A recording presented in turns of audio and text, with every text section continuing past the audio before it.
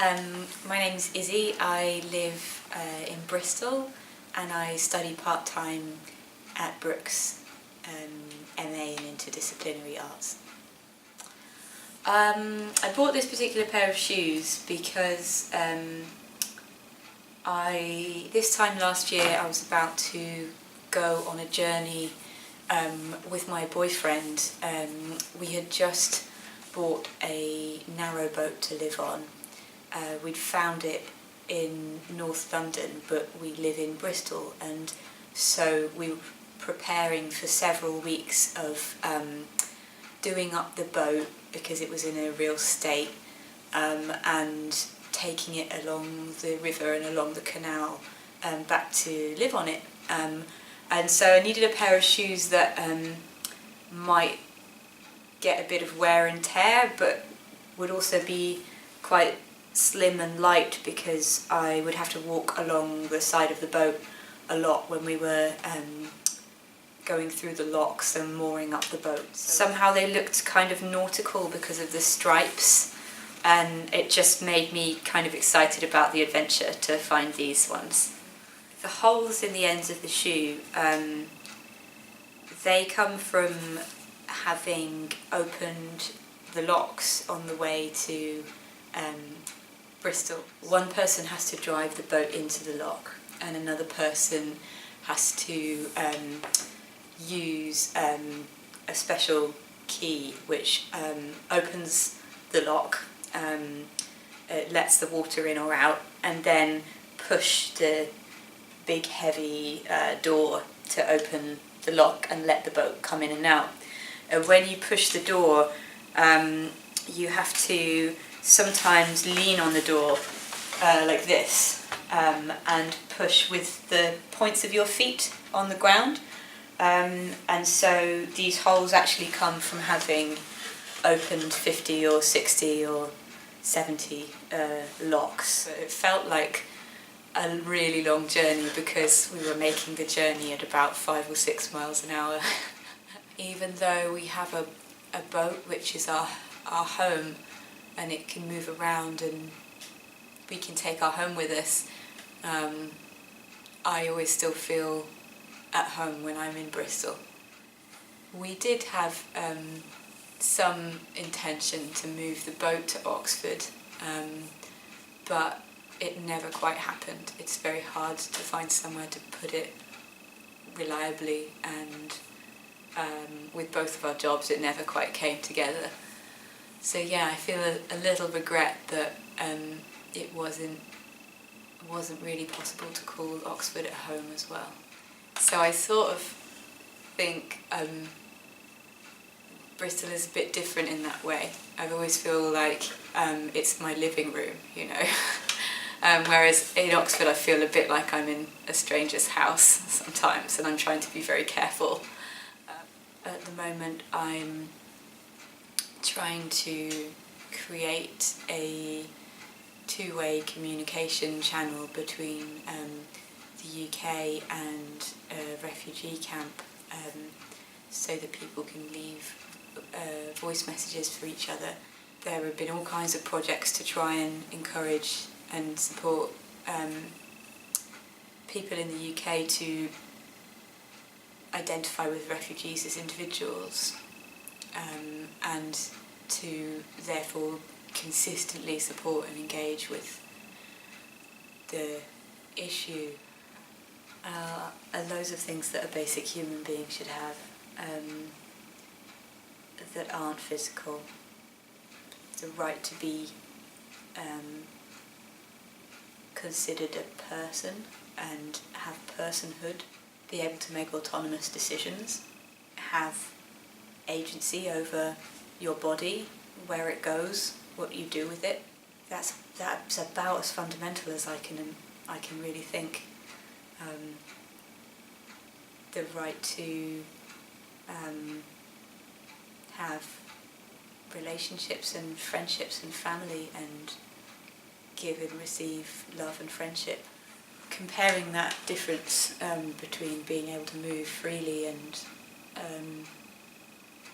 not move freely in different parts of the world is it's something that you can know and think about, but I experienced it on a completely different level this weekend and on previous occasions when I've made this very short journey from the refugee camps in Calais back to my home in the UK. And I just, so I did this yesterday, and I came back through the border control after having waved goodbye and hugged people who are trying to get over that border every day for months and months and months. And on the ferry, it was almost like this, I had this whole body sensation of wrongness. It was kind of like, because my physical body had done this action of moving across this border, whereas other people's couldn't. I think my way of life is based on a lot of good fortune and a lot of privilege, and as such that's enabled me to choose to live perhaps a little bit more spontaneously. I've done a variety of quite different things over the past few years and lived in different places, and to some people that sort of looks like a confused person who doesn't know what they want, but actually that is what I want. and I'm not confused. I just like to try and respond to different things in the world that move me, and different things I realise that I can do and enjoy doing, or places I realise I like being, or people I like being with. And so I think it's a bit like a bit meandery, like a river, not straight like a canal. I was at my granddad's funeral recently, and I was so warmed by how thoroughly remembered he is going to be, and already is, as somebody that lived with a lot of warmth and a lot of optimism and a lot of creativity, and I would like to have lived a life like that. I think I'd want to be remembered not as an important person in a social struggle or social change, but at least as someone who was part of it in some way, who did not, I suppose did not appear on the wrong side of history, in a sense, where you want your grandchildren to know that you were trying to welcome refugees. You did accept climate change, and you did try and do things about it, and you did notice what was happening in the world around you and engage with it and try and move towards a future that is going to be safe and stable and warmer for them. I think that's the question: how to live fully and well and happily and optimistically, and with lots of love and warmth, but also kind of critically, and not with complacency. Sometimes some people I meet or people I know in one context would see me as this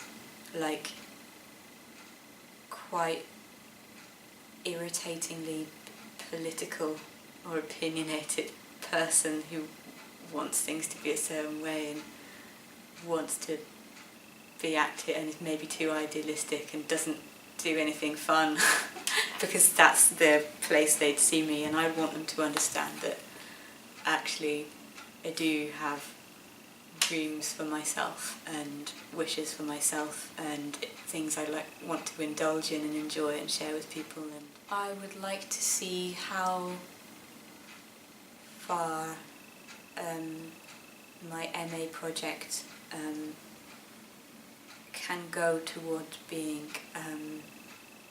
a sustainable project that could be experienced by and benefit a lot more people than it will this September. I would like to spend a year exploring the possibilities and the different iterations that could take, and then in turn whether that can, within the coming years, support me to also keep sustainably working on these questions and making work that addresses these problems. Then there's the whole question of how children fit into that and homes fit into that a little further along the line, and I haven't quite figured out that side of things yet. Maybe not my next pair of shoes, but maybe the one after.